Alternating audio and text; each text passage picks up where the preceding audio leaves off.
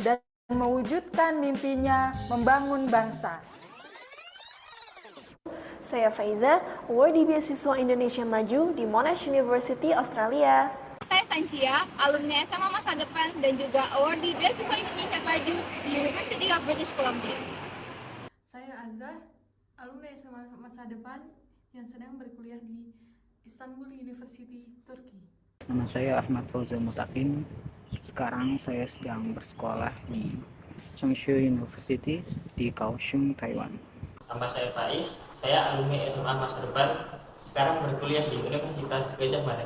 Perkenalkan, nama saya Muhammad Al-Fatih dan saya sekarang kuliah di IIUM, International Islamic University, Malaysia. Dan masih banyak lagi kisah seru teman-teman di sini. Kami tunggu di masa depan.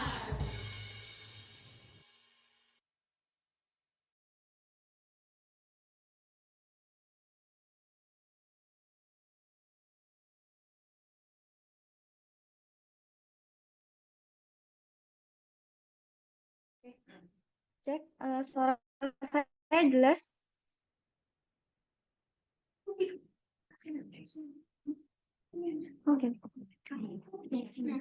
Oke.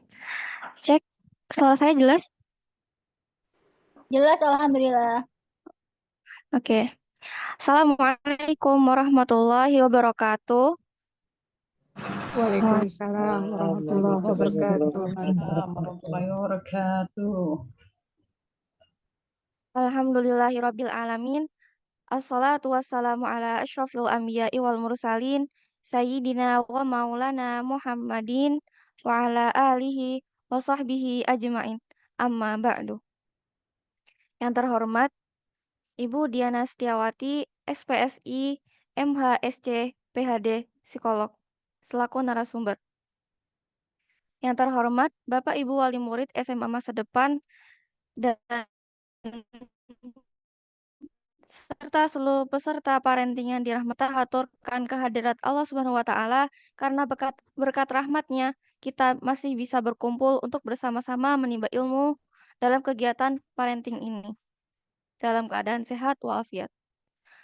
Selawat serta salam tetap terlimpahkan kepada junjungan kita Nabi Agung Muhammad Sallallahu Alaihi Wasallam, kepada seluruh keluarganya, para sahabat, serta kepada seluruh umatnya hingga akhir zaman. Kami ucapkan terima kasih kepada hadirin yang sudah bergabung pada acara webinar Rahasia Parenting Remaja kami. Webinar ini akan membahas secara mendalam tentang bagaimana sih bentuk dunia para anak-anak remaja ini dan pengaruhnya terhadap pola komunikasi di kehidupan sehari-harinya. Webinar ini akan membahas secara mendalam tentang bagaimana sih bentuk dunia para remaja ini dan pengaruhnya terhadap pola komunikasi di kehidupan sehari-hari. Webinar ini merupakan salah satu rangkaian seminar online sebagai bagian dari event Damaskus yang diselenggarakan oleh siswa-siswi SMA Masa Depan yang dipersembahkan oleh panitia Damaskus. Bapak Ibu yang saya hormati, berikut saya sampaikan susunan acara parenting pada hari ini. Yang pertama, pembukaan. Yang kedua, pembacaan ayat suci Al-Quran. Yang ketiga, sambutan-sambutan oleh Bapak Lukman Fikri Amrullah selaku Kepala Sekolah SMA Masa Depan. Kemudian acara keempat dilanjut dengan pemaparan materi oleh narasumber sekaligus tanya jawab. Yang terakhir, penutup. Acara selanjutnya yaitu pembacaan ayat suci Al-Quran. Kepada beliau disilahkan. A'udzu billahi minasy syaithanir rajim.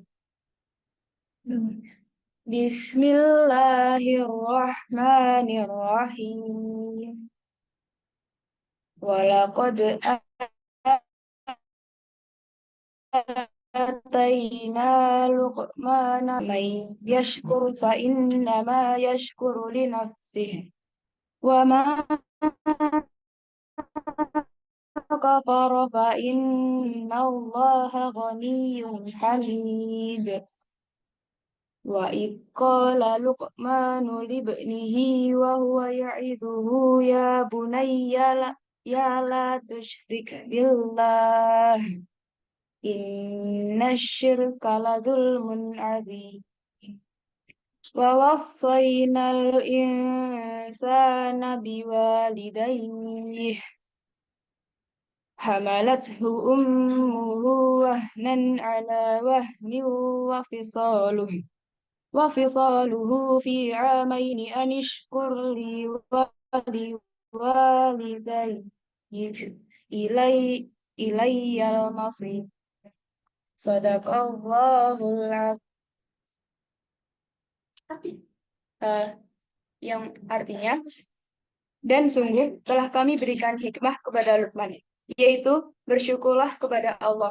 Dan barang siapa bersyukur kepada Allah, maka sesungguhnya dia bersyukur untuk dirinya sendiri.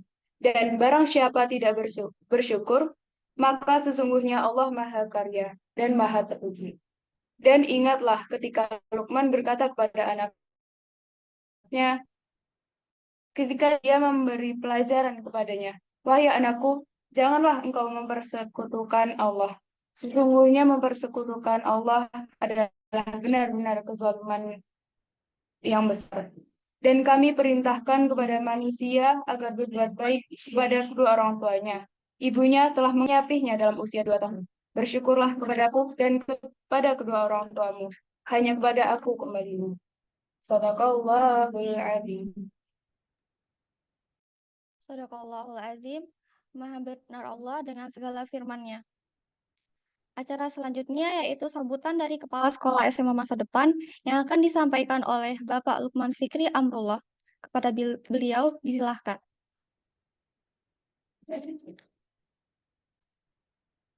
Baik, Bismillahirrahmanirrahim. Assalamualaikum warahmatullahi wabarakatuh. Alhamdulillah, alhamdulillahirrahmanirrahim. Asyhadu an la ilaha illallah wahdahu la syarika lah. Wa asyhadu anna Muhammadan abduhu wa rasuluh. Yang kami hormati Bu Dena Setiawati selaku narasumber dan sekaligus founder dari SMA Masa Depan. Yang kami hormati pula ibu-ibu dan bapak-bapak dari Yayasan Cendekia Masa Depan. Yang kami hormati Bapak Ibu wali murid SMA Masa Depan. Yang kami hormati Bapak Ibu peserta webinar pada malam hari ini tentang remaja. Dan yang sangat-sangat kami banggakan yaitu adik-adik anak-anak SMA Masa Depan, yang mana perlu diketahui Bapak Ibu sekalian bahwa mereka pun juga remaja. Dalam usianya yang belia sudah resah, sudah gelisah tentang permasalahan dunianya, sudah peduli terhadap teman-temannya, sehingga acara menarik yaitu bertajuk yang namanya Damaskus. Damaskus ini sebenarnya adalah kepanitiaan di SMA Masa Depan dan salah satu dari banyak acaranya yaitu adalah webinar pada malam hari ini. Remaja memang unik, Bapak Ibu sekalian, dan kita tidak bisa dewasa tanpa melalui tahapan ini.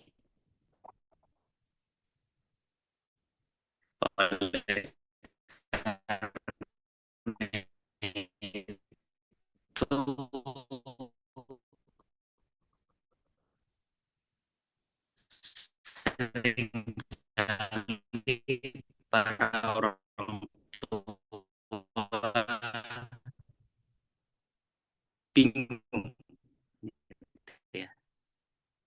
para orang tua tidak tanggap dengan belajar bersama dengan ibu dan yang terpenting orang tua gitu ya, mendampingi anaknya.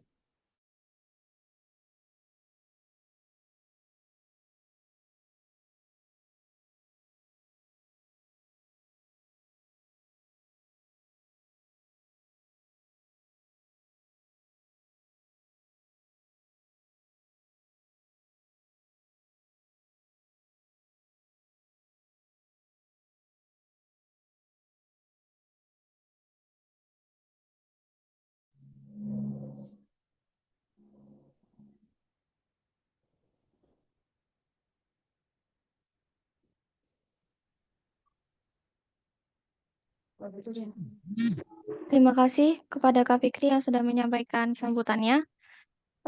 Acara selanjutnya, ya hadirin sekalian, tibalah kita pada acara inti, yaitu pemaparan materi oleh Ibu Diana Setiawati, sekaligus tanya jawab yang akan dipandu secara langsung oleh Saudari Ridya. Baik, untuk waktu dan tempat saya serahkan kepada Saudari Ridya selaku moderator dalam acara parenting pada malam hari ini. Kepada Saudari Ridya, kami persilakan.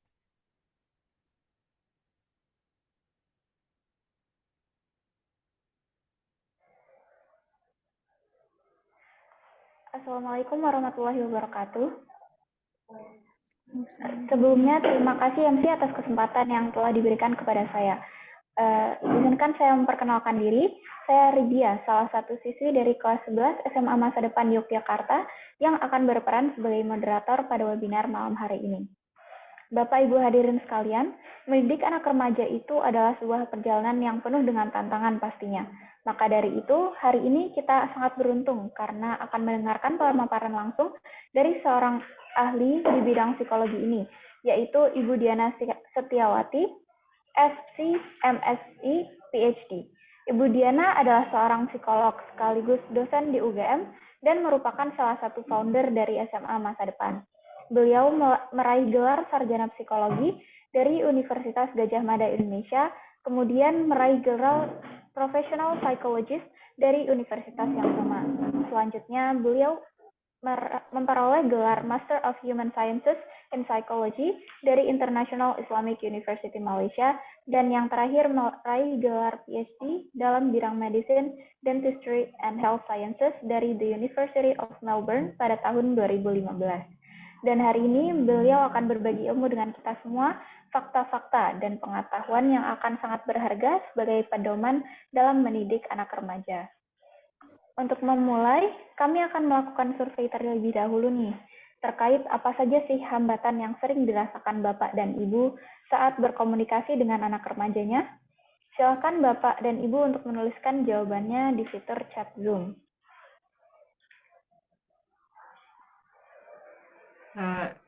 Rara, ini saya juga menyiapkan survei lewat Join PD, mungkin lebih mudah bagi beberapa orang karena jadi anonim gitu ya. Jadi selain yang lewat chat Zoom, Bapak Ibu juga bisa masuk ke joinpd.com, masukkan kode ini untuk menjawab pertanyaan dari Rara itu tadi ya. Sehingga ini lebih private, jadi Bapak Ibu tidak perlu diketahui namanya gitu ya. Monggo kalau yang ingin berpartisipasi lewat joinpd.com, masukkan kode OPQ-SKV. Atau Bapak Ibu bisa menjawab langsung melalui chat, seperti yang tadi diminta.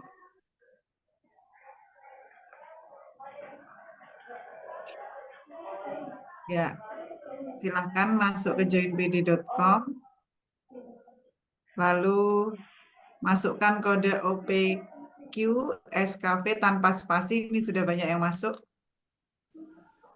Ya.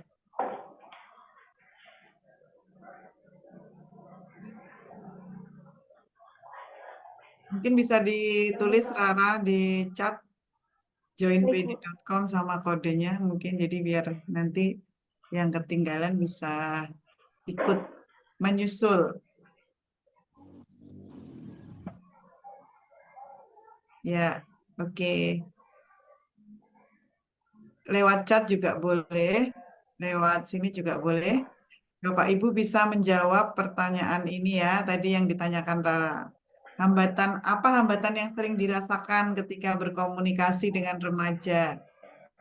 Ya, silahkan Bapak Ibu bisa menulis. Yang tadi belum bisa masuk ke JoinPD, bisa joinpd.com. Kodenya ada di sebelah kiri pojok layar ini, OPQ SKP, tanpa spasi. Nah, kalau menyampaikan aspirasi lewat platform ini tidak ada namanya, jadi mungkin lebih nyaman. Ya, oke, kita buka ya, Raya. Apa ya kira-kira sambil Bapak Ibu boleh. Nah, silakan, Rara, mungkin bisa dibacain nih. Apa hambatan yang dirasakan oleh para orang tua? Baik. Remaja suka memiliki pikirannya sendiri tanpa mengkonfirmasi pada orang tua. Oke, ya, terus? Remaja yang cuek, kurang respon, itu sering sekali terjadi ya. Ya, ini terkadang Ahwat kurang terbuka terkait pribadinya untuk curhat pada ayahnya. Ya enggak, Rah? Kamu sebagai Ahwat suka terbuka nggak sama ayahnya? Banyak alasan, banyak menyanggah, cukup manipulatif, nggak sedikit juga anak-anak yang sulit terbuka. Apalagi Rani, yang paling atas nih, komunikasi. Komunikasi perlu perjuangan untuk memahami dulu bahasa dan dunia pemikiran mereka. Ya, oke. Mereka sulit terbuka, kadang kita nggak update, jadi punya pandangan yang berbeda. Mereka sudah mulai punya apa nih? Punya titik-titik. Ya, terus lanjut, Rah. Anak marah ketika keinginannya tidak dituruti. Ya, terus? Pola pikir yang berbeda. Oh ya, ini di atas tadi mereka sudah punya prinsip sendiri. Ya. Ya, terus apa lagi, Ra? Ini ada dari chat Zoom, suka manipulatif dan sering berbeda sudut pandang. Oke. Ya, terus ini emosi remaja fluktuatif, mood swing, sehingga kadang-kadang sulit untuk berkomunikasi. Ya. Yang ini gimana, Ra? Banyak main rahasia, terutama tentang teman-temannya. Apakah benar begitu? Diajak bicara nggak serius mendengarkan. Ya, oke. Ya ini ya lanjut, Ra. Tidak nyambung, bahasanya berbeda. Terus? Kadang anak kurang bisa berkomunikasi secara terbuka pada orang tua, kurang nyambung dengan dunianya. Kadang masih ke bawah didikan ortu dulu, ada kecanggungan jika bahas tentang pengetahuan seksualitas. Didikan ortu dulu, bahas hal seperti ini agak tabu. Lanjut. Kesulitan dalam mengajak mereka bersemangat untuk mengenal dirinya, susah untuk menerima nasihat, suka cuek, cara membahasakan apa yang kita inginkan, berbeda persepsi. Beda persepsi, akhirnya salah paham. Anak tidak terbuka, sedikit bicara, kalau ditanya hanya menjawab ya atau tidak.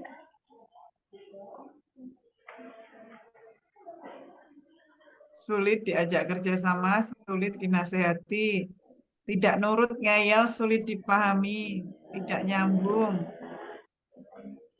Ya, terus kesulitan karena anak lebih tertutup, jawaban singkat seadanya, beda gaya bahasa, beda cara berpikir, beda standar di beberapa hal, tidak mau menceritakan apa yang dirasakan, menyampaikan aturan susah dikomunikasikan karena pengaruh dunia remaja. Untuk anak laki-laki, biasanya nggak banyak cerita, kalau ditanya jawabannya hanya singkat. Lebih nyaman bercerita dengan teman daripada orang tua. Gaya komunikasi remaja sekarang berbeda dengan komunikasi era sebelumnya. Gaya komunikasi remaja sekarang cenderung lebih terkesan bebas dan kurang sopan. Anak laki-laki kami sejak puber mulai bersikap lebih egois, mudah tersinggung, jarang bercerita. Padahal dulu saat SD dekat dan sering bercerita dengan saya, ibunya. Masalah emosi di mana remaja kadang tidak dapat dikendalikan, sehingga dapat memancing emosi orang tua. Ini kayaknya, ini ya, Tasfia kayak gini nggak? Mengalami nggak nih? Masalah emosi, ya kadang-kadang memancing emosi orang tua. Gimana Tasfia? Kita wawancara remaja nih. Kamu merasa kayak gitu nggak? Ya, mungkin saat emosinya nggak stabil, tapi kita mungkin bisa anggap itu sebagai ujian untuk lebih patuh sama orang tua. Oh, Masya Allah. Nah, ini Bapak Ibu bisa mendengar sendiri ya. Nanti kita bisa wawancara mereka nih, gentian wawancara mereka ini. Anak-anak yang remaja yang tadi kata Kak Fikri sudah gelisah dengan eh, apa dengan fenomena remaja yang lain gitu ya. Dan ini adalah anak-anak yang berprestasi.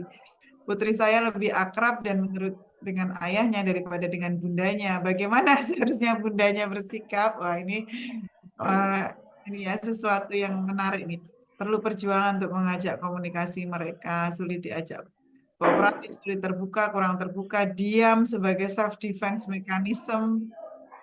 Maksudnya daripada ini lebih baik diam gitu. Overthinking, harus bersabar dan mencoba menggali. Terkadang mereka tidak paham apa yang ingin disampaikan orang tua, merasa orang tua tidak mengerti, sehingga sekedarnya emosi remaja fluktuatif, ego mereka tinggi, lebih senang otak-atik gadget daripada cerita dengan orang-orang di sekitarnya, cuek. Mereka seperti asik dengan aktivitasnya sendiri, berbeda sudut pandang, belum kenal pergaulan, curi-curi cari tahu pornografi. Oke.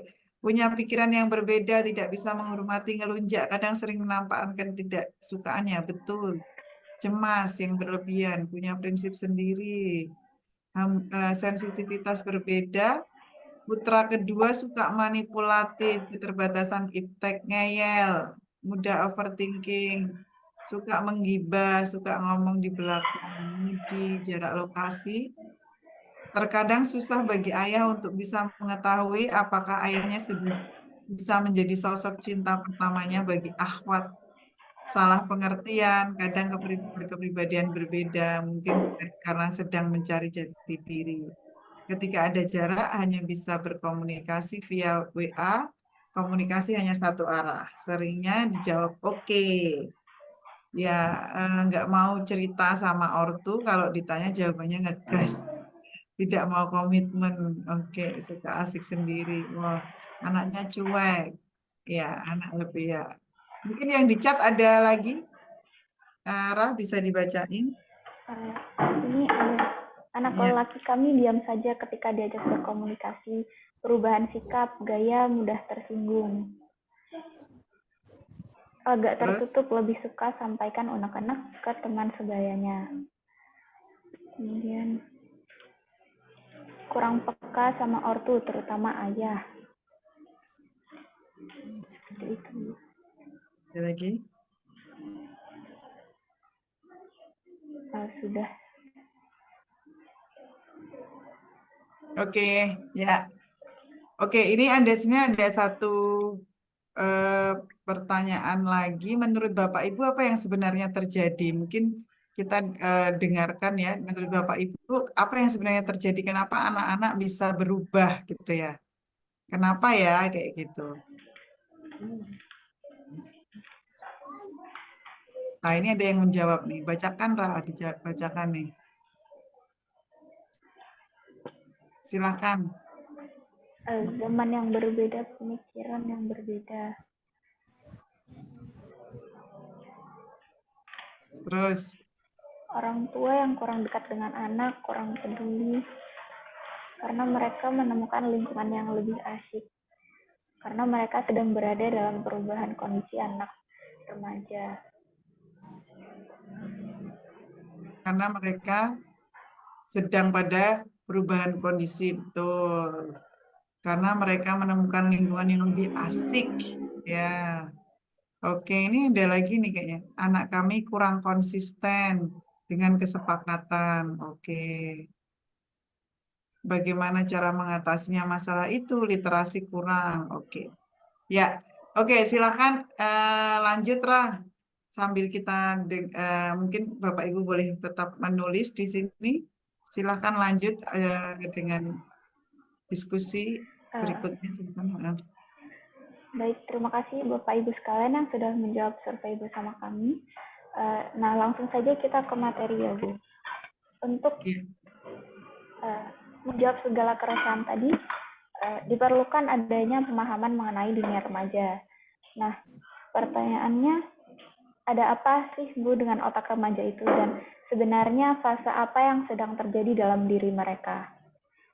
Oke. Oke, saya akan bicara secara general ya tentang remaja gitu ya.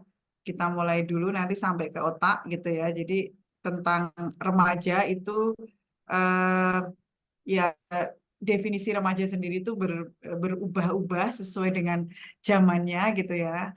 Dulu di abad 16-17 seorang anak diperlakukan sebagai orang dewasa, nggak ada masa remaja gitu ya yang dan diharapkan dapat berperilaku sesuai harapannya. Nah, tapi kemudian sekarang di abad ke-20, 21 kehidupan remaja di masa ini berubah sangat dramatis, dipengaruhi terutama perkembangan teknologi dan sosial media ya, cara remaja berkomunikasi, berhubungan dan belajar berbeda dengan remaja pada abad sebelumnya. Nah, ini menimbulkan banyak pertanyaan dan krisis seperti yang tadi sudah kita dengarkan dari yang dirasakan oleh Bapak Ibu semua kayak gitu ya. Bahkan Kupikir anak kami saja ternyata banyak case-nya. oh iya betul Bu, ya. Jadi misalnya apalagi mungkin ibu-ibu yang ada di sini ya, kalau ibu-ibu seusia dengan saya memiliki anak remaja, kita baru mengenal gadget itu mungkin sekitar baru kapan ya?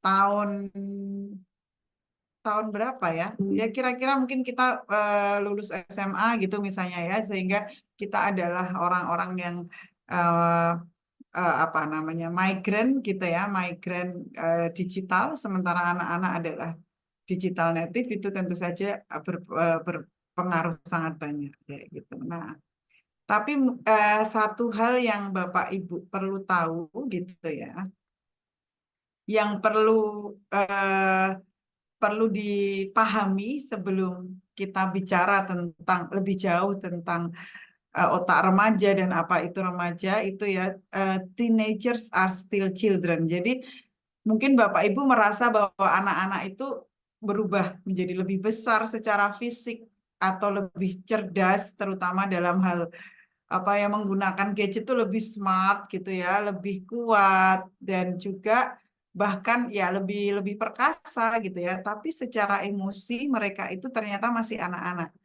Terus-menerus ya, menurut riset ya dan literatur itu ternyata mereka itu sebenarnya terus-menerus membutuhkan cinta dari orang tuanya.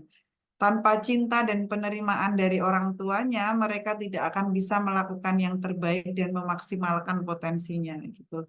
Jadi ini satu hal yang perlu kita frame, yang perlu kita ingat bahwa remaja itu masih tetap anak-anak. Meskipun secara fisik mereka bukan anak-anak lagi, tetapi secara emosi mereka sangat membutuhkan cinta dari orang tuanya kayak gitu ya Bapak Ibu. Jadi Bapak Ibu jangan kemana-mana, Bapak Ibu sangat diperlukan oleh remaja. Cintanya yang dulu itu jangan sampai berubah. Nah, itu hal-hal yang mungkin cara kita mengekspresikannya berbeda, tetapi itu harus tetap dirasakan oleh anak-anak kita kayak gitu. Jadi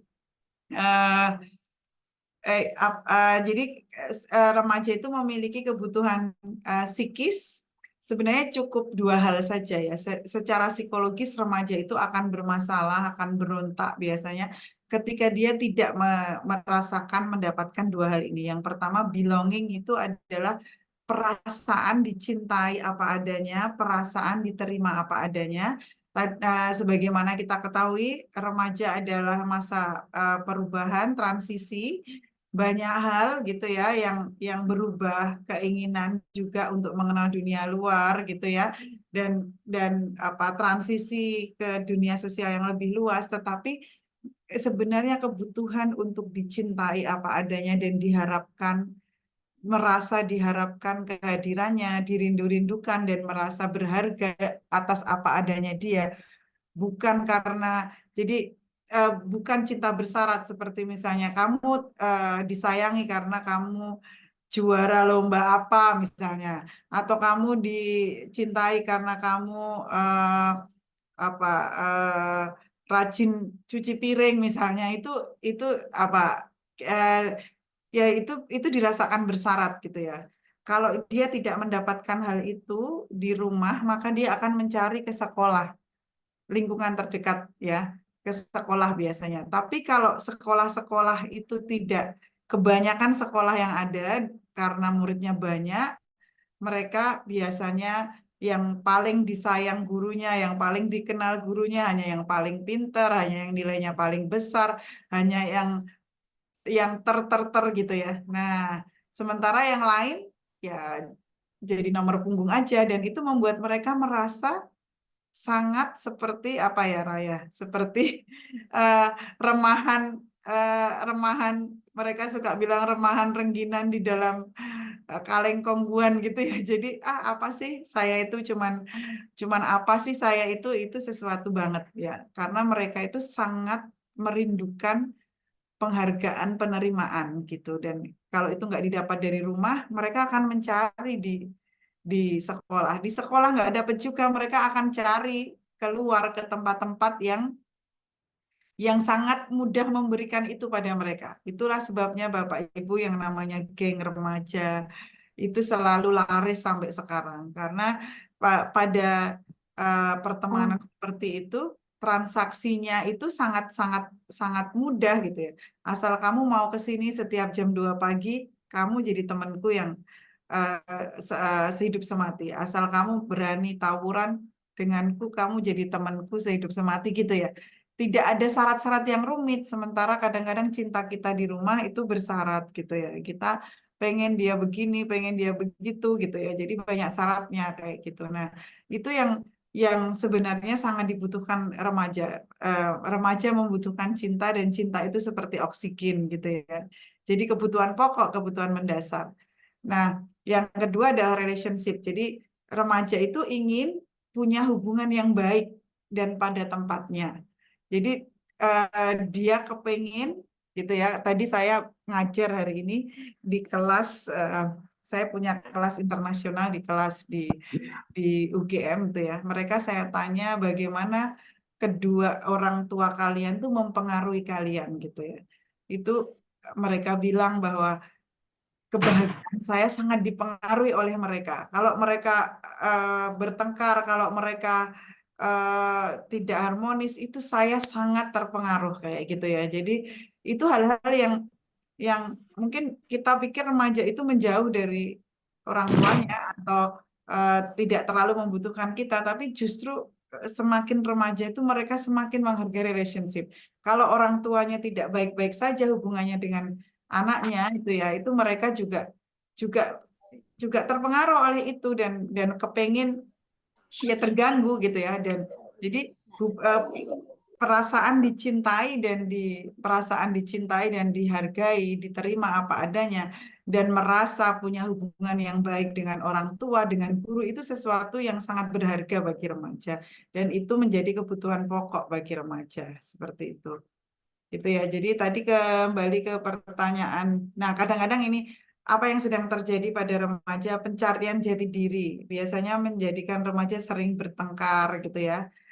Hal ini kayaknya banyak, tapi bukan berarti wajar. Artinya banyak remaja yang ternyata selalu berpikir positif, caring, memiliki antusiasme dan komitmen, mengikuti norma dan nilai yang ada, ingin berprestasi di sekolah, ingin memiliki pekerjaan yang bagus dan bermanfaat dalam kehidupan gitu ya. Artinya remaja ternyata profilnya nggak selalu seperti yang tadi, ngeyel, bertengkar dengan keluarganya. Ternyata banyak juga remaja yang seperti ini. Dan nah, gimana kita menumbuhkan remaja yang seperti ini kan pertanyaannya ya. Ya, jadi ini sebenarnya eh, secara konsep tuh seperti ini. Kalau kita bertanya ya, seperti apa sih remaja yang sehat itu gitu ya. Remaja yang sehat, yang didambakan itu yang pertama mereka itu selalu antusias secara akademis gitu. Jadi mereka ciri-cirinya itu bersemangat kalau berbicara tentang dunia akademis, tentang ikut lomba, tentang belajar kayak gitu. Karena itu adalah urusan utama seorang remaja ya. Saat ini urusan utama seorang remaja adalah menuntut ilmu. Jadi seharusnya remaja itu tertarik dan terlibat. Nah, kalau mereka tidak tertarik, tidak bersemangat, itu berarti ada sesuatu yang harus kita waspadai.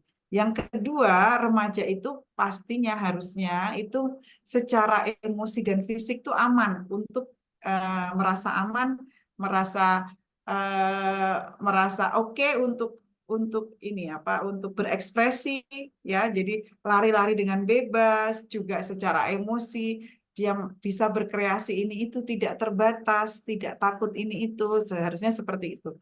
Yang ketiga, konsep dirinya positif gitu ya, jadi merasa aku mampu ini loh, aku mampu itu loh kayak gitu, itu sesuatu yang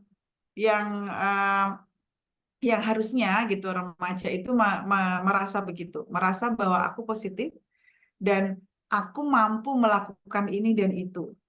Jadi bersemangat pengen ikut lomba ini, iya aku mampu melakukan ini dan itu. Nah itu itu sesuatu yang seharusnya remaja sehat seperti itu.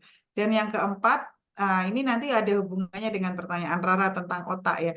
Remaja yang sehat itu mampu menarik kesimpulan. Kenapa kok itu menjadi salah satu ciri remaja yang sehat? Karena sebenarnya secara otak itu remaja itu belum matang perangkat untuk mengambil kesimpulan dengan bijak dan sebagainya. Jadi ketika remaja itu mampu melakukan itu berarti dia remaja yang yang bagus, yang sehat ya. Dan tentu saja yang kelima itu sehat secara fisik dan mental. Nah, untuk itu ya Bapak Ibu, untuk itu yang diperlukan itu sebenarnya kerjasama antara sekolah, keluarga, dan lingkungan yang lebih makro. Nah, apa yang harus dilakukan oleh sekolah? Sekolah itu perlu memberikan hubungan ya, jadi keamanan tadi, rasa aman untuk berekspresi. Terus kemudian sekolah biasanya memberikan ekspektasi seperti memberi target, seperti SMA Masa Depan memiliki target mereka, target untuk menghafal Quran, target untuk berbahasa Inggris, target untuk berbahasa Arab. Tapi juga di sisi lain sekolah juga memberikan dukungan. Jadi mereka juga ditarget untuk sejak awal semester 1 sudah punya portfolio prestasi, tapi juga memberikan dukungan. Kita memberikan bimbingan dan sebagainya. Sekolah juga memberikan koneksi dan kesempatan-kesempatan untuk berkembang. Nah, sementara itu orang tua itu apa tugasnya keluarga itu memberikan perasaan terhubung yang kuat. Ya, makanya kalau di SMA Masa Depan kita mengusung konsep namanya family friendly policy atau kebijakan ramah keluarga, sekolah boarding yang ramah keluarga. Artinya keluarga dilibatkan, terhubung, karena keterhubungan seseorang remaja dengan keluarganya itu merupakan salah satu kunci untuk membuat mereka merasa aman dan bisa berkembang. Jadi kalau biasanya menyekolahkan anak ke sekolah boarding, kadang-kadang kita sulit berhubungan atau anaknya jadi hilang. Nah, itu nggak boleh terjadi. Makanya kita memberi kesempatan pada anak untuk ini ya, untuk bisa berhubungan dengan orang tua secara mendalam. Bahkan kita perlu memberikan pancingan dialog-dialog mendalam antara anak dan orang tua karena kita ingin anak-anak tetap terhubung secara emosi dengan orang tuanya. Dan kita juga berharap orang tua dan anak bisa bicara yang mendalam sehingga mereka bisa membicarakan hal-hal yang besar, yang pahit, yang sulit, semuanya itu bisa dibicarakan antara anak dan orang tua. Nah, dan Maka kemudian harapannya dari situ tumbuh nilai-nilai yang kuat dari keluarga dan kemudian nanti tinggal keluarga memberikan supervisi atau pengawasan. Kalau ada masalah-masalah kita jadi sangat mudah koordinasi antara sekolah dan orang tua seperti itu. Itu kira-kira yang diperlukan ya. Apa peran kita? Apa tadi sudah ada yang tanya gimana solusinya kalau anak nggak bisa diajak bicara dan sebagainya. Secara garis besar sebenarnya seperti ini. Nah, ini menjawab pertanyaan Rara tentang apa yang sebenarnya terjadi dengan otak remaja. Nah, secara biologis otak itu ada yang namanya sistem limbik ya dan korteks ya. Jadi kalau yang kita lihat ada jonjot-jonjotnya itu namanya korteks, tapi di dalamnya itu kan ada bagian-bagian. Salah satunya namanya amigdala itu adalah pusat emosi. Dia disebut pusat emosi dan dia sudah berfungsi sejak bayi gitu ya. Sejak kita bayi itu kita sudah tahu apakah bayi ini cemas ataukah bayi ini kecewa. Kita sebenarnya bisa membaca emosi itu karena memang Allah memberikan kemampuan untuk memproduksi emosi itu sebagai namanya fungsi survival atau salah satu alat untuk bertahan hidup. Karena dengan adanya amigdala ini ya, yang kerjanya sangat cepat, itu kita kalau ada bahaya kita bisa langsung lari. Kalau kita lapar kita langsung bergerak cari makan. Nah itu, jadi amigdala fungsinya adalah fungsi-fungsi untuk bertahan hidup. Dia berfungsi sejak kecil. Itu juga berkaitan dengan emosi. Dia bekerja dengan mereaksi segala sesuatu dengan sangat cepat. Nah, tapi ada bagian namanya prefrontal cortex yang bagian depan otak yang dia itu berfungsi untuk namanya fungsi-fungsi luhur kalau di dunia kedokteran atau executive function.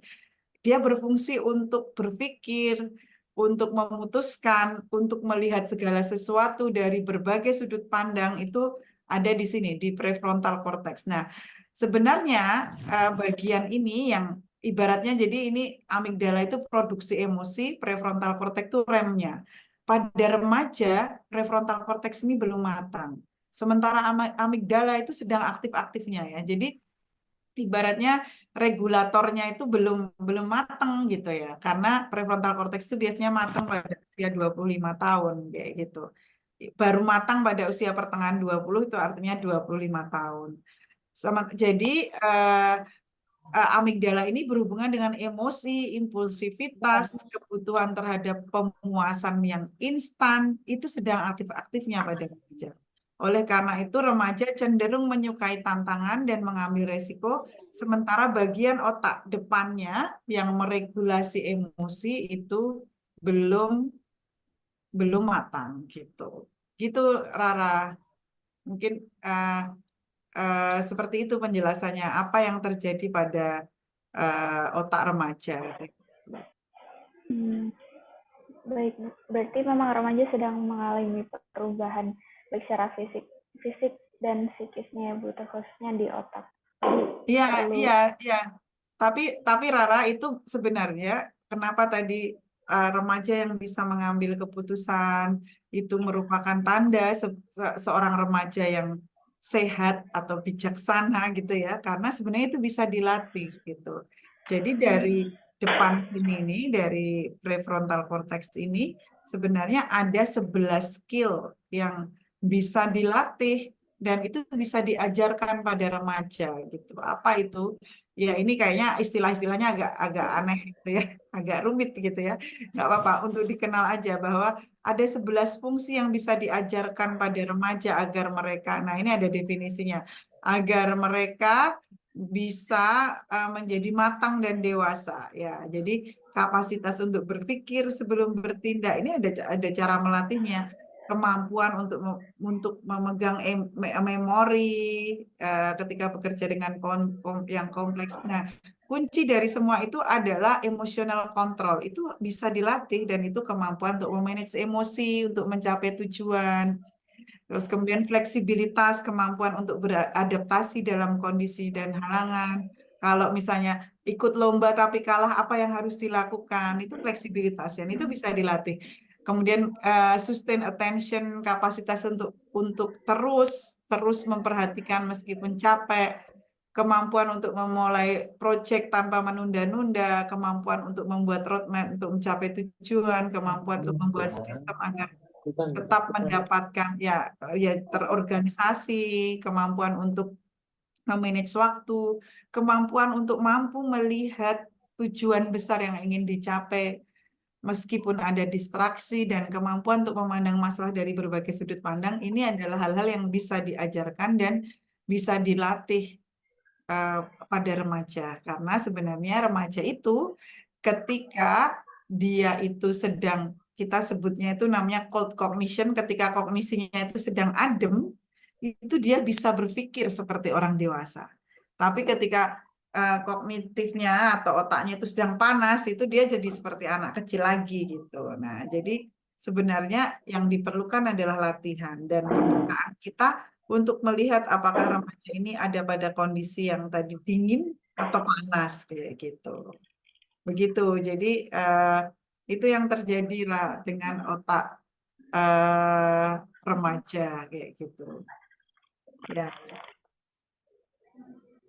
Ya, mungkin iya, ini udah ada banyak pertanyaan nih di chat ya. Nanti mungkin panitia bisa mulai mensortir pertanyaan yang mirip-mirip gitu ya, sehingga kita bisa ini.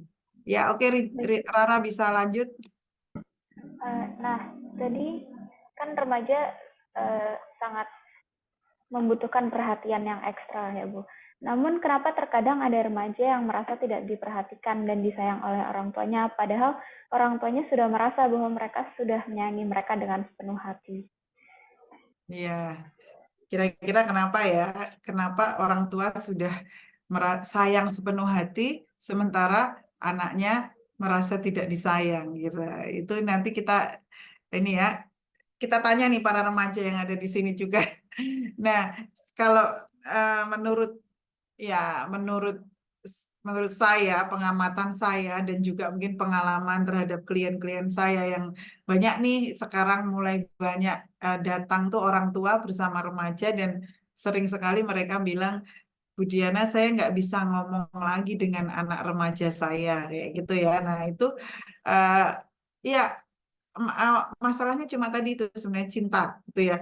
Kenapa remaja merasa nggak disayang, merasa nggak dicintai, padahal orang tua sudah merasa mencintai? Yang sering terjadi adalah bahasanya berbeda, bahasa cintanya berbeda. Karena mungkin orang tua merasa kan udah besar, anak-anak itu kan, remaja ini udah besar gitu ya. Yang tadi kembali ke yang saya sampaikan di awal, bahwa secara emosi mereka belum besar. Secara emosi mereka itu masih tetap anak-anak gitu ya. Sementara kita mungkin mengekspresikan cinta dengan cara berbeda. Sementara kita mungkin terlalu banyak menuntut orang tua ya pada anak remaja, karena dianggap mereka harusnya sudah besar, sudah tahu ini itu, dan sehingga remaja merasa cinta orang tua itu bersyarat kayak gitu. Nah, itu sering terjadi, padahal sebenarnya anak remaja itu ya masih membutuhkan mungkin sapaan hangat, masih membutuhkan perhatian yang dalam, masih membutuhkan sentuhan dan sebagainya. Nah itu kira-kira mungkin seperti itu sih, Ra. Iya nggak? Menurutmu iya nggak sebagai remaja? Iya. Ya, oke, lanjut nanti biar dari kemudian peserta bisa bertanya juga. Ya, silakan. berarti komunikasi yang ideal itu sangat diperlukan ya Bu. Nah, jika kita punya komunikasi ideal dengan remaja itu, apa saja sih Bu benefit selain yang tadi disampaikan yang bisa didapatkan oleh keluarga tersebut? Benefit ketika remaja bisa berkomunikasi dengan orang tuanya gitu ya. Iya kan? Ya tentu saja kan yang namanya keluarga itu kan sebenarnya punya tujuan. Pasti bapak dan ibu itu kepengen anaknya itu, cita-cita terbesarnya tuh anaknya ya entah jadi apalah, tapi pasti jadi orang yang bermanfaat, sukses kehidupan dunia akhirat itu pastilah semua orang tua seperti itu. Dan yang paling penting maksimal potensinya. Nah, dengan komunikasi yang antara orang tua dan anak yang lancar, itu kan harapannya seperti itu. Kita sudah sering tuh melihat apa ya, cerpen, melihat film, membaca cerpen, mendengarkan cerita orang tua yang misalnya atau anak-anak yang orang tuanya pengen begini, anaknya pengen seperti ini. Akhirnya merasa terpaksa harus ngikuti keinginan orang tua atau anaknya ingin kuliah di sini, orang tuanya nggak rela dan akhirnya terjadi konflik dan sebagainya. Banyak pilihan-pilihan hidup yang sebenarnya hanya karena komunikasi tidak lancar misalnya. Kan itu sayang sekali kayak gitu. Karena kalau remaja dan orang tua itu bisa get along, bisa bisa kompak, itu sebenarnya banyak energi yang bisa tersave, tersimpan dan mereka bisa lebih bermanfaat untuk orang lain. Kan kayak seperti itu ya.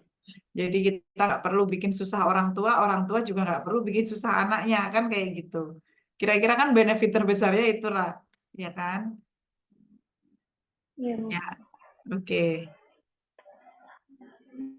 Kemudian untuk lebih detailnya lagi, apakah ada indikasi atau tingkatan-tingkatan komunikasi yang menunjukkan bahwa komunikasinya itu sudah ideal? Itu, Bu. Ya, mungkin lebih mudahnya sih saya buat ini ya.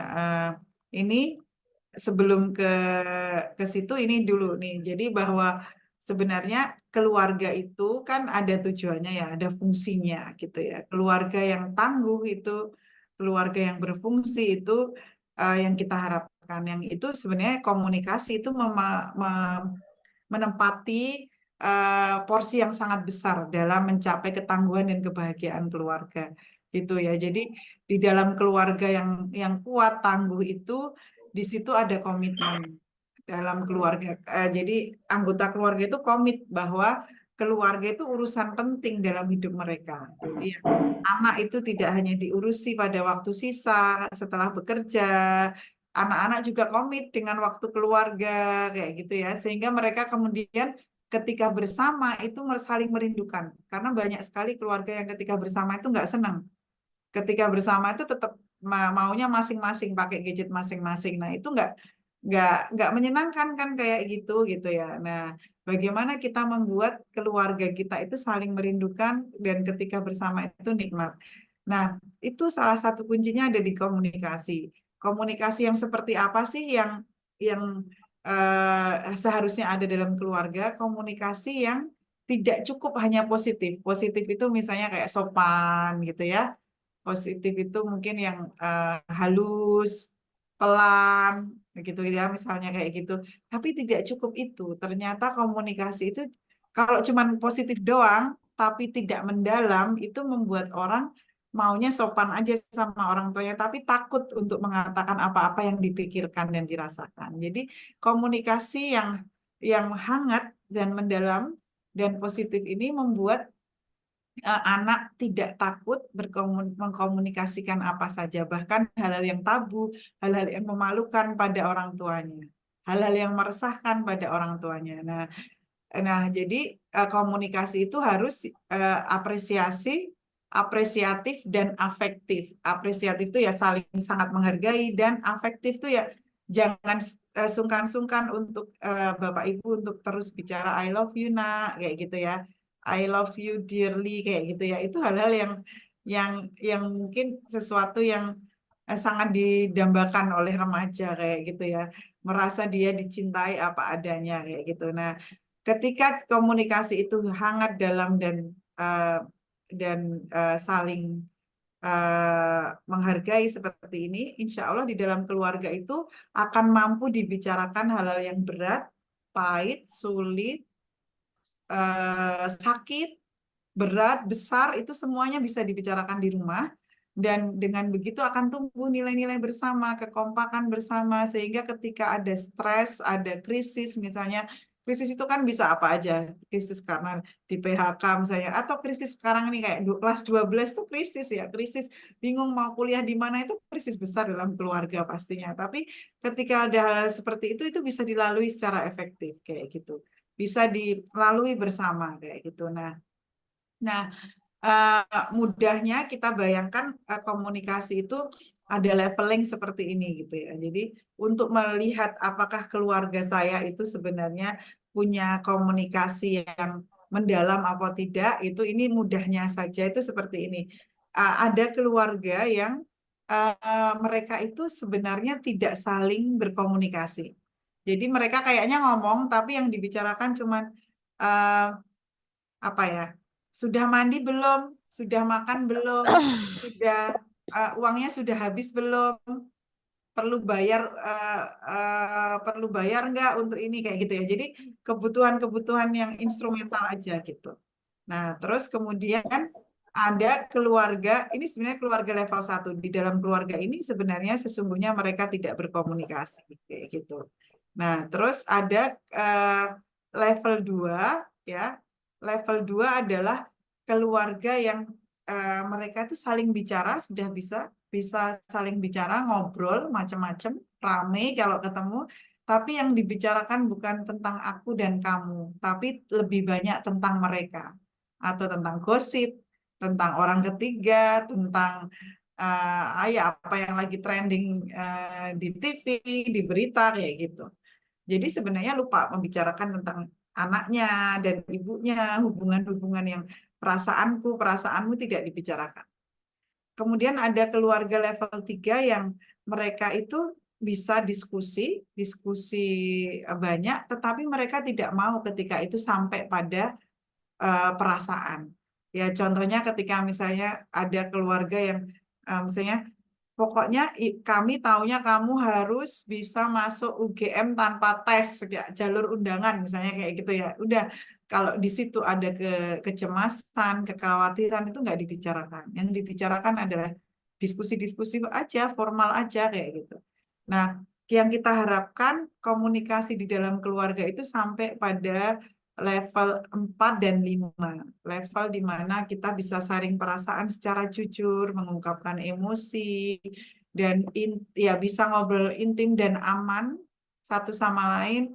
Bahkan kalau di level 5 itu sudah sharing terbuka dan berani untuk menyampaikan kritik membangun satu sama lain. Misalnya saya nggak suka ayah kalau ngomong kayak gini-gini, itu sangat menekan saya jadi merasa saya dituntut dan sebagainya. Itu bisa dibicarakan dan kemudian semua pihak bisa bicara terbuka dan bisa saling belajar gitu. Jadi sebenarnya yang kita harapkan komunikasi kita ada di level yang kelima ini ya, yang paling ideal ya, ketika kita kemudian bisa bicara apa saja terhadap kita bisa ngomong apa aja, kita bisa berani bertanya apa saja, dan bahkan orang tua menjadi kontak pertama untuk hal-hal yang meresahkan, membingungkan dalam kehidupan remaja kayak gitu. Begitu, Ra. Baik, Bu. Ternyata banyak sekali ya tingkatan-tingkatan. Nah, lalu kami ingin mengetahui juga ini, Bu. Apa saja faktor yang menjadi hambatan antara komunikasi remaja dan orang tuanya itu menjadi sulit seperti itu. Apakah ada faktor eksternalnya juga selain faktor internal yang tadi disebutkan? Faktor eksternal itu mungkin ini ya apa yang dibayangkan sebagai faktor eksternal tuh teman gitu atau gimana? Iya, Bu. Ya, mungkin ya tentu saja remaja berkembang dan orang tua pastinya ya mungkin kadang-kadang orang tua merasa kehilangan gitu ya. Seperti kadang-kadang kan orang tua tuh enak kalau ada anak remaja, seperti saya punya anak remaja di rumah kemarin ya. Oh enak ada yang bantuin macem-macem gitu ya. Sekarang tiba-tiba anak saya kuliah jauh kayak gitu kan ke Monash gitu ya. Itu kan jadi kita kehilangan kayak gitu-gitu ya. Tapi kan di satu sisi kan kehilangan nggak ada yang bisa bantuin. Kalau pagi nggak ada yang diajak ngobrol kayak gitu. Tapi kan itu sebenarnya orang tua perlu ruang juga proses untuk mampu memahami bahwa ini saatnya kita meluncing para anaknya gitu ya, meluncing dia menuju ke dunia yang lebih luas dan menuju kedewasaan kayak gitu kan.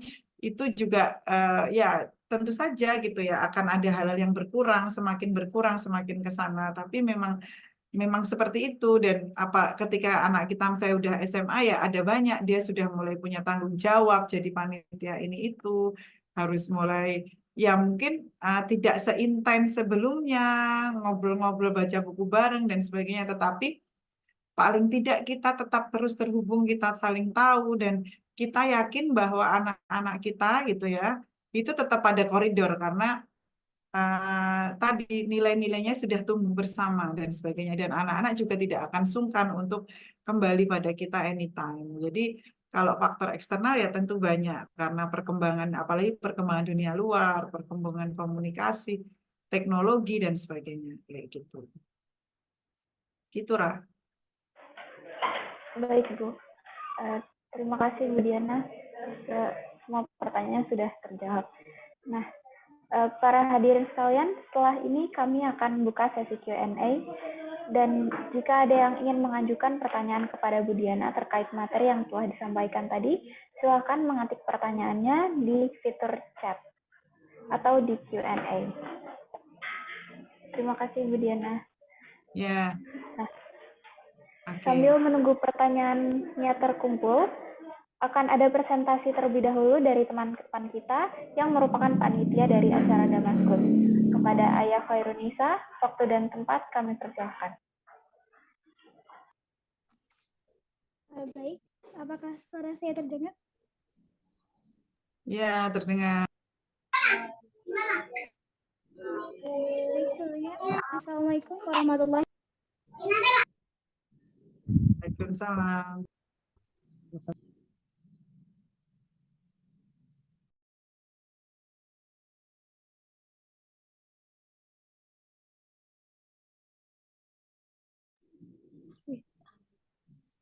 Baik, Assalamualaikum warahmatullahi wabarakatuh. Selamat malam semuanya. Yang terhormat kepada Ibu Diana Setiawati sebagai narasumber pada malam hari ini. Yang kami hormati kepada Bapak Fikri Amrullah selaku Kepala Sekolah SMA Masa Depan. Dan tak lupa yang kami hargai seluruh peserta webinar Rahasia Parenting Remaja. Sebelumnya terima kasih kepada panitia yang telah memberikan saya waktu untuk berbicara di tengah kita semua. Perkenalkan, nama saya Ayah Khairunisa, Ketua Panitia Acara Ramadan di SMA Masa Depan yang bertajuk Damaskus. Damaskus memiliki kepanjangan Ramadan Masa Depan dengan semangat kewirausahaan dan kemanusiaan. Sesuai dengan judulnya, secara umum tujuan kami menyelenggarakan acara Damaskus ini adalah untuk menyalurkan perasaan kemanusiaan dan semangat entrepreneurship pada momentum bulan suci Ramadan 1945 Hijriah. Untuk pendetail lebih lanjut, insya Allah akan disampaikan oleh teman saya, Nisrina. Kepada Nisrina, saya persilahkan.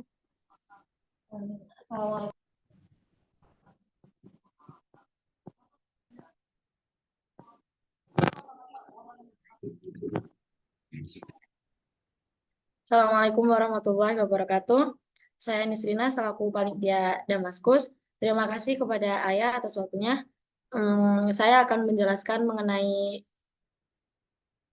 mengenai apa itu acara Damaskus sendiri.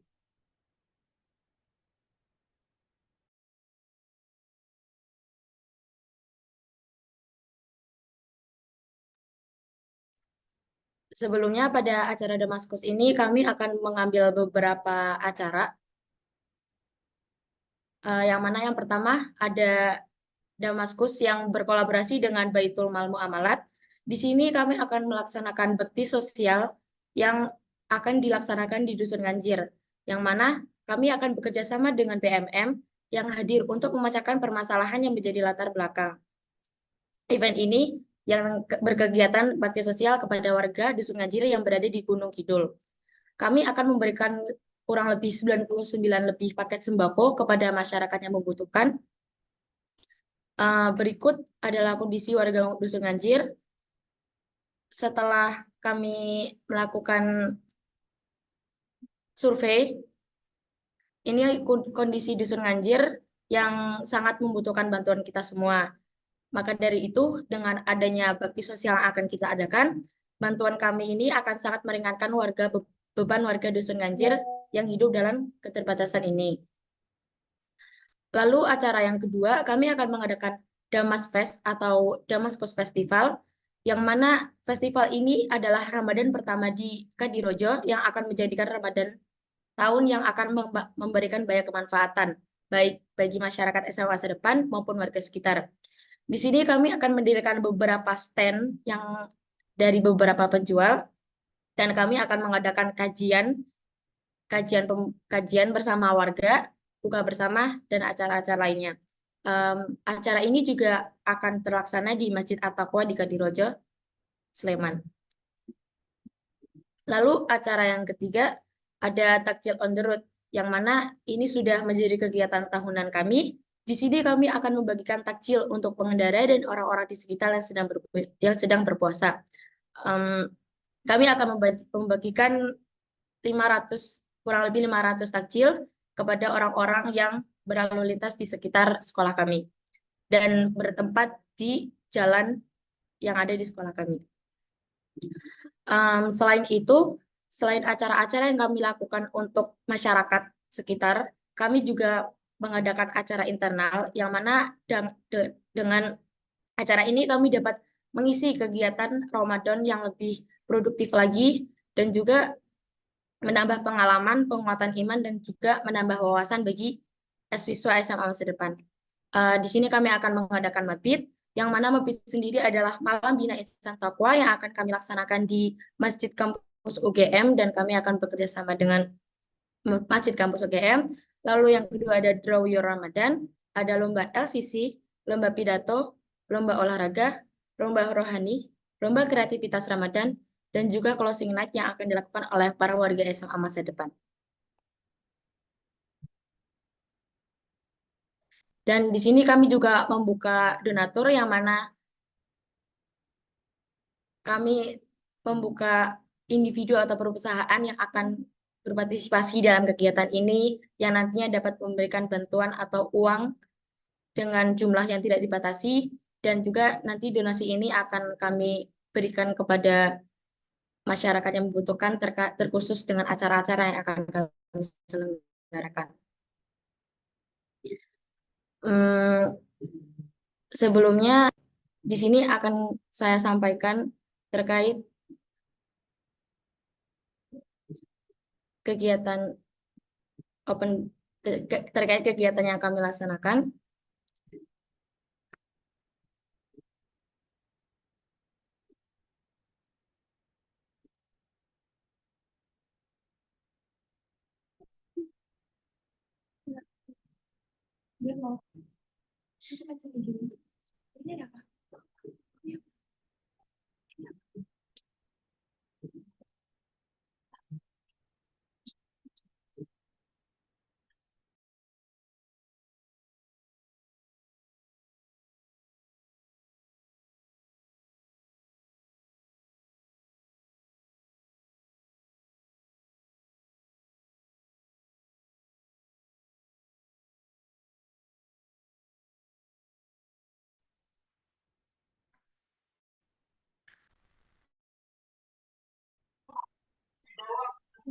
Di sini tadi seperti yang saya katakan, ada beberapa kegiatan yang kami lakukan, yaitu akan mengadakan baksos, yang mana setiap bantuan para donasi berarti, yang mana di sini kami membuka open donasi, yang mana tiap paketnya bernilai 100.000, nanti dapat dikirimkan melalui yang tersedia.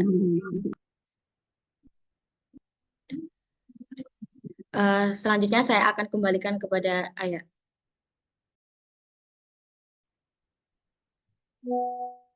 Baik, terima kasih kepada Nisrina atas penjelasannya. Untuk pada hadirin sekalian, kira-kira seperti itulah kegiatan Ramadan kami yang akan kami laksanakan pada tahun ini. Harapannya kegiatan ini mampu memberikan manfaat bagi kita semua dan semua orang yang terlibat.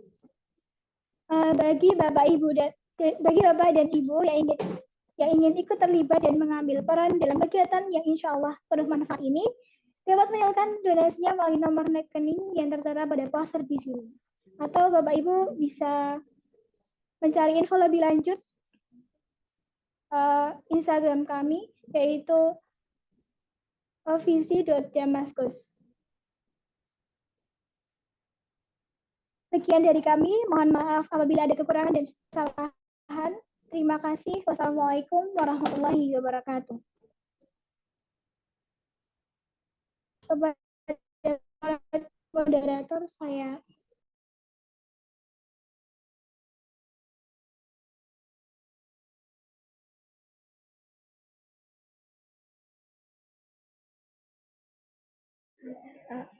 Baik, terima kasih Saudari Aya atas penyampaian kegiatan Ramadannya.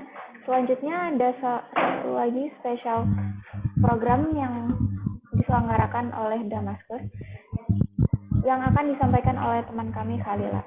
Waktu dan tempat kami persilahkan.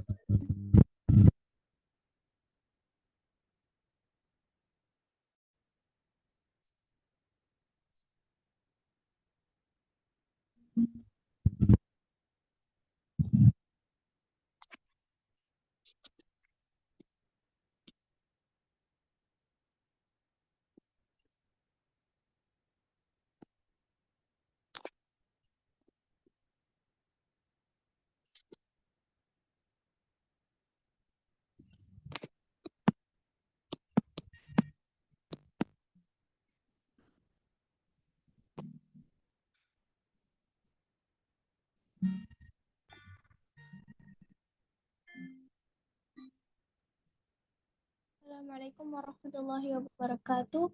Kami akan memperkenalkan international project dalam Ramadan yang akan dilaksanakan mulai Ramadan kali ini.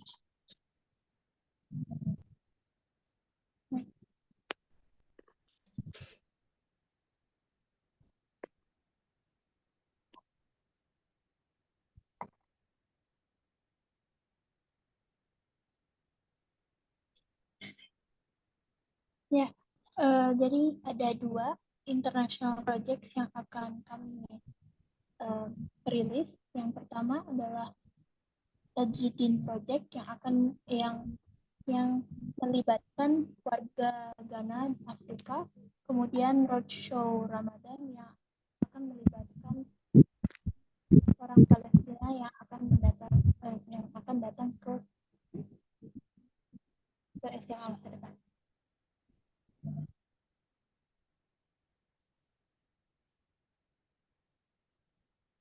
Sebelum memasuki Tajuddin Project, kami akan menjelaskan terkait Ghana, negara Ghana.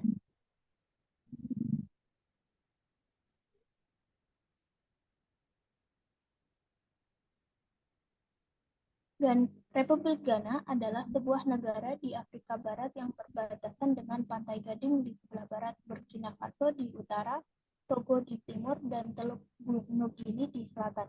Luas wilayahnya hampir 2 kali luas Pulau Jawa.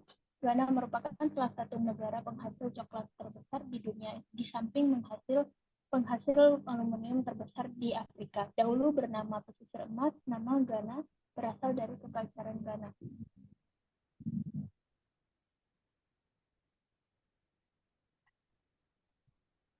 Ini adalah ilustrasi penduduk Ghana saat ini.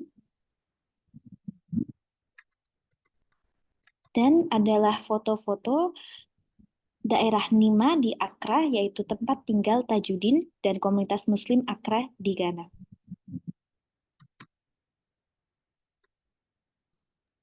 Ilustrasinya agak sedikit mirip dengan Indonesia.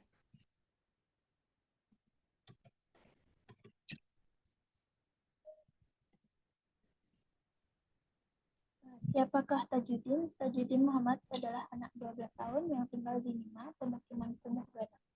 Kampungnya dilalui selokan limbah yang terbuka tanpa sistem sanitasi yang baik, sehingga kita dengan mudah bisa melihat sampah dan mencium bau tak sedap. Nima adalah perkampungan Muslim penduduk yang hijrah dari utara.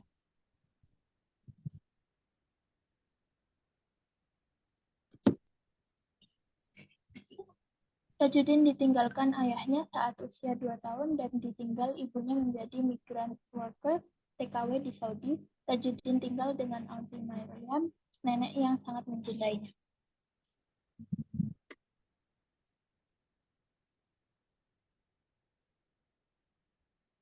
Pendidikan Tajudin adalah dia bersekolah di Regional 5 karena sekolah inilah yang memberikan pendidikan yang modern dengan pengajaran yang baik dan Inggris yang bagus.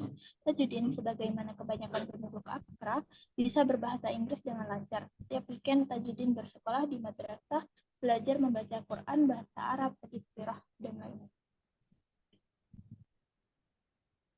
Guru Tajudin, guru madrasah Tajudin, yaitu Ustadz Abdul Wahab, sehari-hari adalah penjual sembako. Beliau menceritakan bahwa beliau bersama 2 orang temannya mengajar Tajudin dengan 30 temannya di masjid 4 hari seminggu. Anak-anak ini membayar gurunya 3 cedi atau sekitar Rp4.000 satu minggu.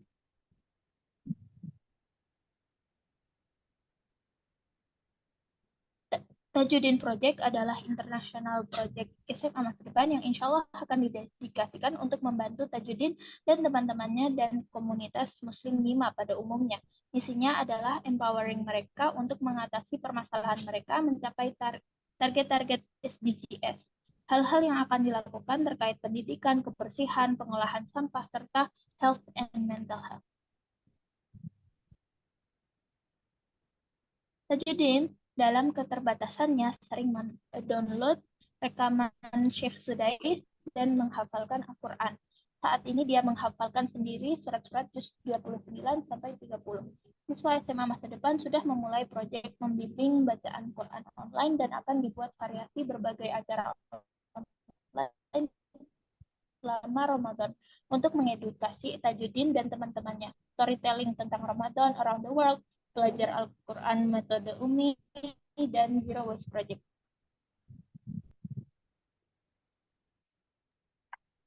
Untuk mendukung program Tajudin Project dan juga program-program lainnya seperti takjil gratis dan kajian roadshow Ramadan, acara berikut ini keuntungannya akan didonasikan pada acara-acara tersebut.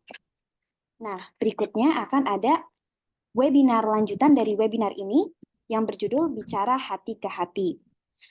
Isinya adalah kupas lebih dalam lagi soal cara berbincang dengan remaja, yakni cara mendiskusikan topik-topik besar, sulit, dan pahit dengan remaja. Nah, kapan nih acaranya? Acaranya akan ada pada Kamis tanggal 7 Maret 2024 pada pukul 19.30 sampai 21 WIB. Tempatnya akan ada seperti ini juga, online via Zoom, dan harganya adalah Rp25.000. Untuk informasi lanjutan, akan diberikan linknya untuk para hadirin bisa mendaftar. Sekian dari kami, terima kasih. Wassalamualaikum warahmatullahi wabarakatuh.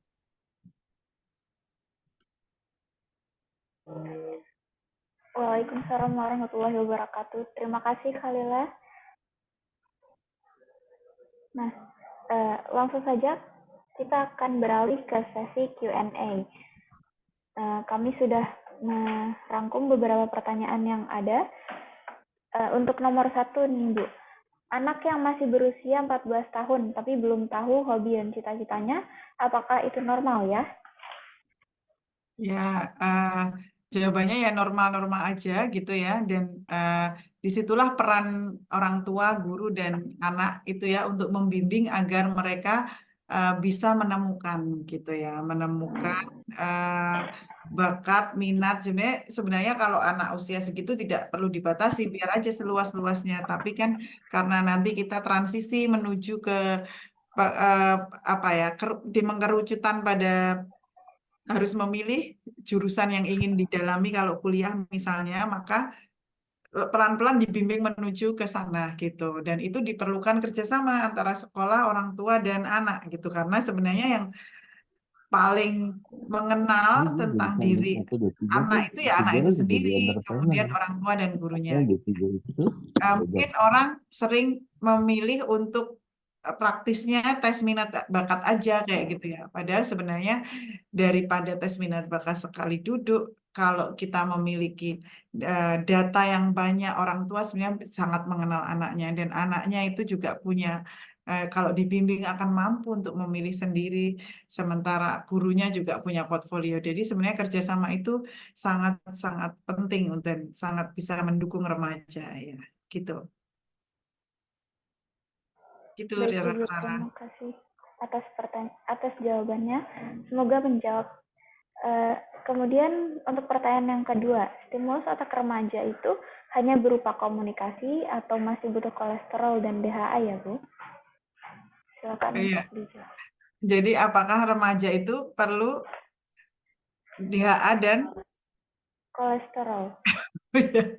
ya, ya tentu saja nutrisi itu ya sangat penting untuk remaja kan masa pertumbuhan ya, tidak hanya butuh komunikasi tentu saja kan secara emosi, secara psikis kan sangat diperlukan tuh kehangatan cinta orang tuanya, tapi secara nutrisi juga tentu penting gitu ya untuk membuat remaja tetap sehat, makanan bergizi dan seterusnya itu ya sangat penting. Olahraga terutama ya karena remaja memerlukan itu.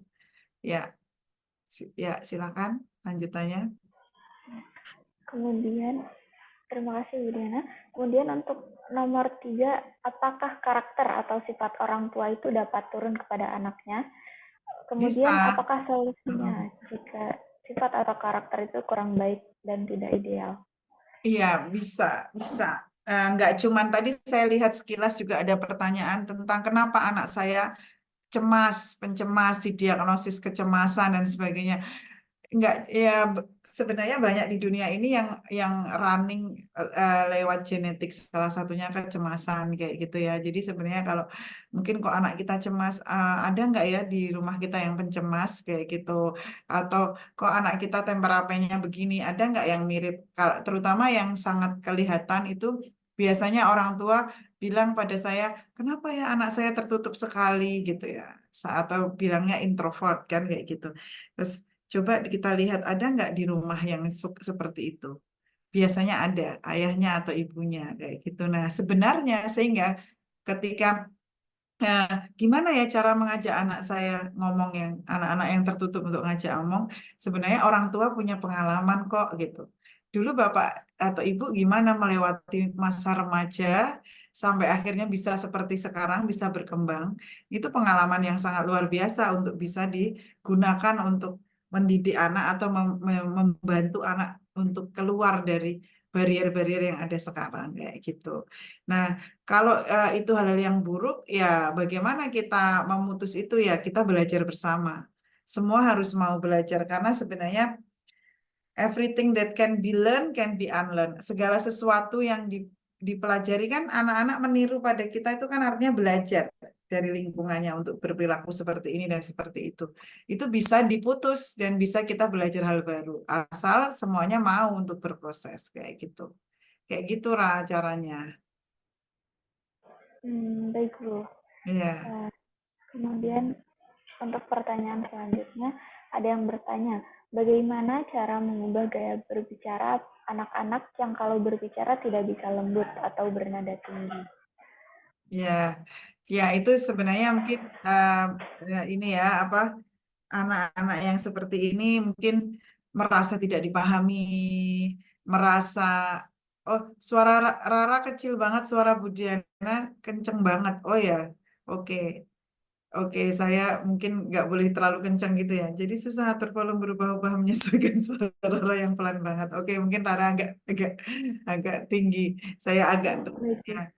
Oke, nah tadi pertanyaan yang terakhir adalah bagaimana apa lah tadi yang terakhir? Oh, bukan Bu Rara yang kekecilan. Oke, oke kamu yang naik Rara. Ya, apa tadi pertanyaan terakhir? Bagaimana cara mengubah? Ya, anak yang temperamen ya tadi ya, yang suka marah, nadanya tinggi ya sebenarnya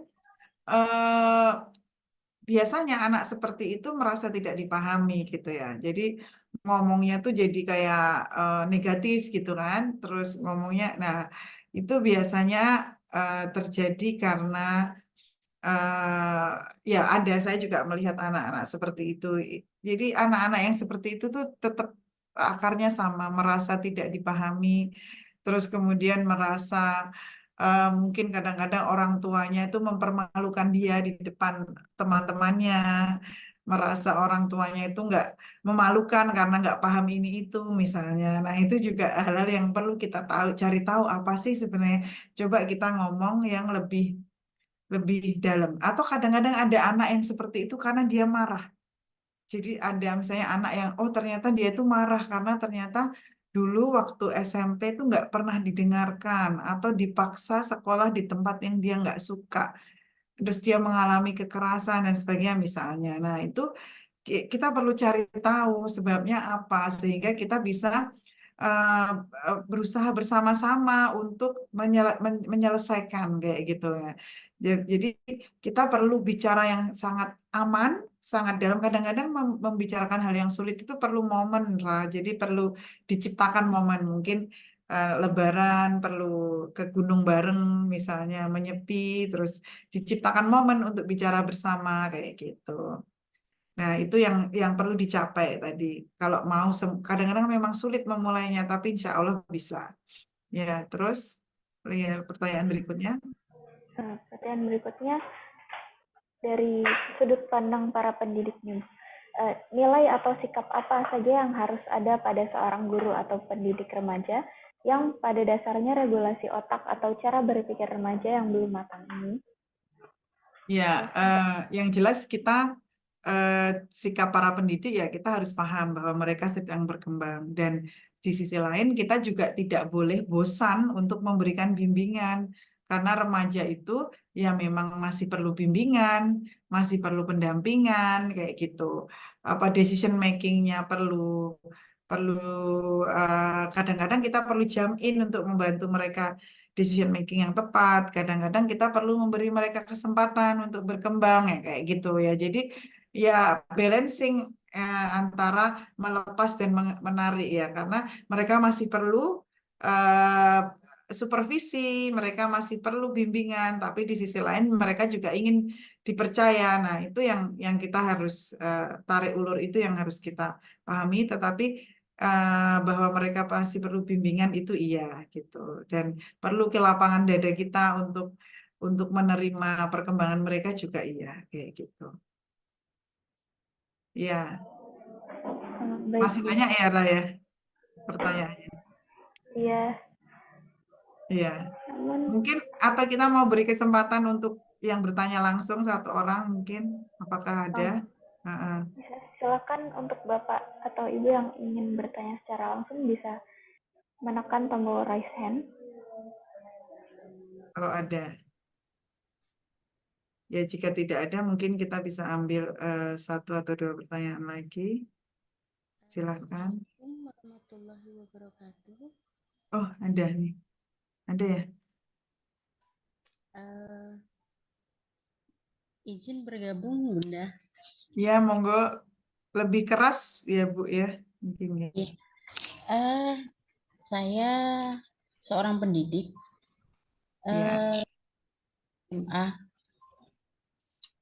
Di tempat saya sebagai seorang pendidik itu menemukan banyak sekali anak-anak yang bermasalah, terutama dalam melaksanakan kewajibannya sebagai siswa. Contohnya tadi ada saya chat itu di situ saya contohnya adalah sering menemukan anak melakukan kesalahan yang sama yang berulang-ulang, sudah kita mencoba menghadapi dengan berbagai trik atau bisa dikatakan cara baik dari guru saya sebagai wali kelasnya, kemudian dengan guru BK-nya, tetapi tidak ada perubahan sikapnya. Nah, apa yang bisa saya lakukan mungkin untuk menanggulangi masalah tersebut gitu, karena sudah banyak hal yang saya lakukan, tapi kok tidak ada hasilnya gitu. Minta solusinya gitu. Oke, Bu Suratmi, ini konteksnya SMP, SMA atau seberapa besar anak? SMA. SMA. Apakah sudah dilakukan diskusi dengan orang tuanya begitu, Ibu? Sudah sering, bahkan bisa dikatakan lebih dari 1 kali, sudah sampai ada yang 3 kali komunikasi juga dengan orang tuanya. Bahkan orang tuanya itu sebagian besar sudah menyerah. Jadi terserah ibu mau melakukan apa, saya ngikut seperti itu. Jadi saya sebagai pendidik yang waktunya tidak begitu lama dengan mereka, terkadang saya, loh kok bisa seperti ini, diserahkan ke saya gitu kan. Sementara waktu saya dengan mereka kan terbatas gitu. Jadi orang tua memang sudah benar-benar sepertinya putus asa gitu menghadapi anak-anak yang seperti itu, karena ini terjadinya bukan hanya 1-2 orang gitu, karena ada beberapa. Kuncinya itu, Bu, sebenarnya. Kunci masalah dari cerita Ibu ini adalah tadi itu, orang tuanya menyerahkan ke saya itu yang sebenarnya kunci kenapa masalah ini nggak selesai-selesai, sebenarnya itu kayak gitu ya. Karena eh, sebenarnya kan ketika misalnya ayah dan ibu tidak kompak, itu anak biasanya bermasalah karena anak akan mencari celah dari ketidakkompakan ayah dan ibu. Nah, ketika sekolah dan orang tua tidak kompak, itu juga sama. Itu dia akan mencari celah di antara kedua hal itu gitu ya. Jadi dalam hal ini kan kemudian jadi orang tuanya menyerah itu kan berarti nggak kompak gitu ya. Ya, jadi memang agak sulit mengharapkan perbaikan dari anak yang dengan keluarga yang seperti ini kayak gitu ya. Jadi memang kunci dari kan tadi sudah saya tunjukkan di depan ya bahwa sebenarnya kunci dari rahasia bagaimana mendidik yang sehat itu adalah bagaimana semua pihak itu terlibat seperti ini ya, Ibu ya. Jadi tidak bisa kalau hanya sekolah saja, tapi justru keluarga itu memiliki peran yang besar untuk membuat anak tadi pada koridor yang kita inginkan kayak gitu. Jadi ya kuncinya memang harus melibatkan orang tua, diskusi mendalam dengan anak, tapi juga harus kompak dengan orang tua. Sebenarnya seperti itu sih, Bu Suratmi. Itu yang kita pelajari juga dari apa yang selama ini saya alami dengan klien-klien saya kayak gitu. Seperti itu.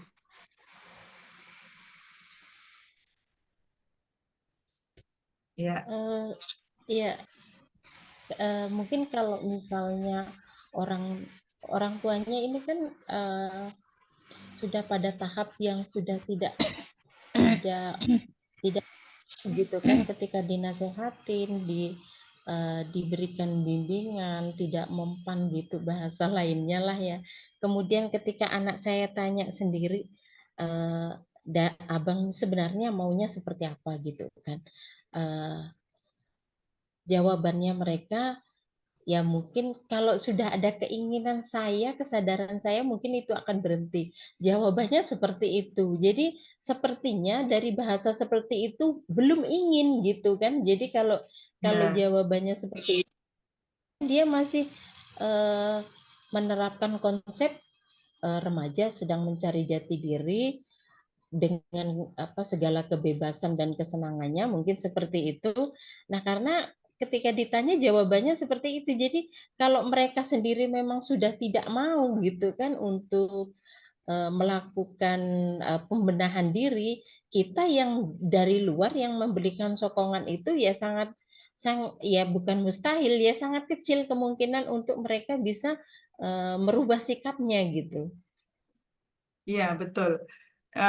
Tadi sebenarnya kuncinya juga Ibu sudah sampaikan bahwa saya dengan waktu saya yang terbatas, nah anak-anak seperti ini perlu pendampingan yang yang ekstra gitu ya. Perlu ditemani karena mungkin mereka terluka, konsep dirinya negatif, karena mereka merasa tidak berharga sehingga merasa perlu mencari dirinya kayak gitu ya.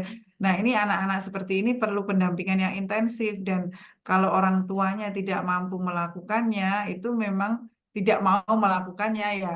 Mungkin anak-anak seperti ini perlu ke profesional yang perlu dirujuk ke profesional yang bisa menemani proses ini untuk tidak menghabiskan energi semua orang gitu, Bu. Jadi itu juga salah satu solusi bagi para pendidik untuk memahami keterbatasan kita. Kalau kita kemampuannya sampai segini ya, kita harus tahu kemana mencari pertolongan untuk anak-anak seperti ini, seperti itu. Ketika orang tua sudah nggak bisa diharapkan. Begitu kalau Ibu di Jogja atau di mana tinggalnya? Sebenarnya saya di kota kecil, saya di Melawi. Oh, Cuman untuk iya. apa namanya pergaulan anak di sini itu apa yang ada di kota besar semua di sini sudah ada gitu. Walaupun di sini termasuk di dalam kabupaten. Iya, Jadi Melawi itu di mana ya? Halo? di Melawi masuk dalam Provinsi Kalimantan Barat. Oh, Masya Allah, jauh ya. Iya, oke, Masya Allah, luar biasa. Ya, ya, tadi Bu, memang kalau tadi saya pikir Ibu di Jogja, kalau di Jogja itu ada psikolog di puskesmas yang bisa kita jadikan tempat rujukan ya kalau memang itu sudah sangat menyulitkan. Tapi mungkin eh, sebenarnya juga guru bisa dilatih untuk kemampuan-kemampuan menangani hal seperti ini. Tapi memang memerlukan ya apa mungkin kalau di situ ada teman-teman dari psikologi bisa mungkin melatih keterampilan-keterampilan dasar untuk pertolongan terhadap masalah-masalah seperti ini gitu. Mungkin begitu, Bu. Nanti mungkin kita bisa lanjutkan diskusi di lain kesempatan karena sudah malam ya, Rara ya. Ya. Oke, ya. Terima Terima kasih atas masukannya. Assalamualaikum warahmatullahi wabarakatuh. Waalaikumsalam warahmatullahi wabarakatuh. Terima kasih Ibu Suratmi atas pertanyaannya dan Ibu Diana atas jawabannya. Baik, pertanyaan tadi akan menjadi penutup untuk acara malam hari ini. Terima kasih atas semua hadirin yang telah datang. Dan kita akan lanjutkan di rangkaian webinar studi kasus selanjutnya untuk membahas lebih detail terkait contoh-contoh kasus atau kejadian-kejadian teknis yang sering terjadi di kehidupan dengan remaja. Di sana, Bapak dan Ibu akan diberikan kesempatan untuk berkonsultasi dan berdiskusi secara lebih detail terkait permasalahannya. Seperti dialog apa yang seharusnya disampaikan untuk memulai pembicaraan, bagaimana cara mengatasi perbedaan pendapat, dan lain sebagainya. Yang tentu saja juga akan dibersamai oleh Ibu Diana Setiawati. Untuk info lengkapnya, silakan berkunjung ke akun Instagram kami di @sma.masadepan. Baik hadirin sekalian, semoga ilmu-ilmu tadi bisa bermanfaat dan bisa diterapkan di kehidupan sehari-hari. Saya selaku moderator pamit undur diri dan terima kasih sekali lagi kepada Bu Diana yang telah memberikan waktunya. Jika ada kesalahan dan perkataan dari saya, mohon dimaafkan. Sekian dan terima kasih. Saya serahkan kembali berjalannya webinar kepada MC Tasfiyah. Alhamdulillahirrabbilalamin. Kini kita telah sampai pada penghujung acara. Terima kasih banyak kepada narasumber, moderator, dan para peserta yang telah menyimak acara dari awal hingga akhir. Semoga ilmu yang kita dapatkan bisa bermanfaat dalam kehidupan sehari-hari. Saya Tasfiyah selaku MC dan mewakili seluruh panitia yang bertugas menyampaikan permohonan maaf apabila ada salah kata dan perbuatan selama berlangsungnya acara. Mari kita tutup acara malam hari ini dengan membaca hamdalah bersama. Alhamdulillahirrabbilalamin. Akhirul kalam. Wassalamualaikum warahmatullahi wabarakatuh. Waalaikumsalam warahmatullahi. Terima kasih. Semuanya, terima kasih adik-adik. Waalaikumsalam Waalaikumsalam warahmatullahi wabarakatuh. Sukses semua programnya Mbak yang cantik pinter ya.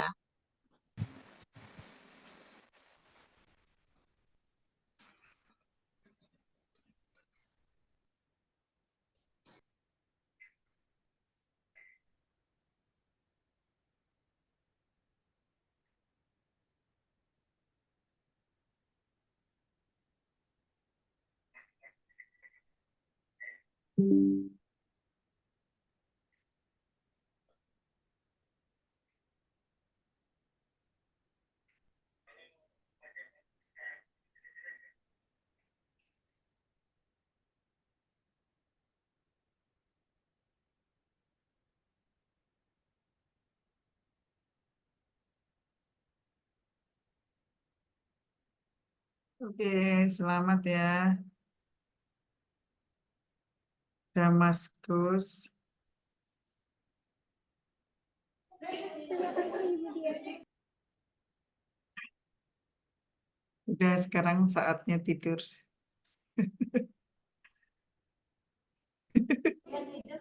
Terima kasih Ibu. Masya Allah, Alhamdulillah tuh banyak banget tuh pesertanya tuh. Terima kasih semuanya. Assalamualaikum warahmatullahi wabarakatuh. Waalaikumsalam warahmatullahi wabarakatuh. Terima kasih Bu Diana. Terima kasih Bu. Sama-sama. Terima kasih Terima kasih banyak Bu Diana. Bu Terima ya. kasih Bu.